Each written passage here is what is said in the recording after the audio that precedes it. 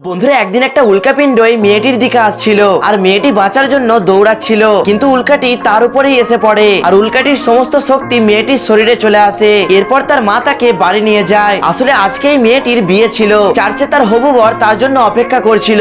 চার্চে তার হবু বর তার ঘোমটা উঠিয়ে দেখে আর বলে, আরে তুমি তো সবুজ রঙে চমকাচ্ছ। মেয়েটি ভাবে যে সে হয়তো তার প্রশংসা করছে, কিন্তু এরপরেই সে তার হাতকে সবুজ রঙে চমকাতে দেখে অনেক অবাক হয়ে যায়। ধীরে ধীরে তার শরীর বড় হতে লাগে আর মেয়েটি বলে, তোমরা সবাই ছোট হয়ে যাচ্ছ।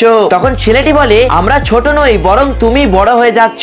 মেয়েটি কিছুই বুঝতে পারছিল না যে তার সাথে এসব কি হচ্ছে। মেয়েটিকে বড় হতে দেখে সব লোকজন ওখান থেকে পালাতে শুরু করে। এরপর মেয়েটি এতটাই বড় হয়ে গিয়েছিল যে সে চার্চের ছাদ খুঁড়ে বাইরে বেরিয়ে আসে, যার ফলে তার হবু বর কাঠের নিচে চাপা পড়ে যায়। তবে এই মেয়েটি তাকে ওখান থেকে বার করে নিজের হাতে তুলে নেয়, কিন্তু ততক্ষণে সেখানে পুলিশ চলে আসে আর তারা ভাবে যে মেয়েটি নিশ্চয়ই ছেলেটিকে মেরে ফেলবে। তাই অফিসার ছেলেটিকে দড়ি দিয়ে টেনে নেয় আর ওই মেয়েটিকে অজ্ঞান করার জন্য একটা বড় ইনজেকশন পুশ করে দেয়। তো বন্ধুরা এরপরে কি হলো সেটা দেখার জন্য এই ভিডিওতে একটি লাইক আর চ্যানেলটিকে সাবস্ক্রাইব করে কমেন্টে পার্ট 2 নিশ্চয়ই লিখে যাবেন।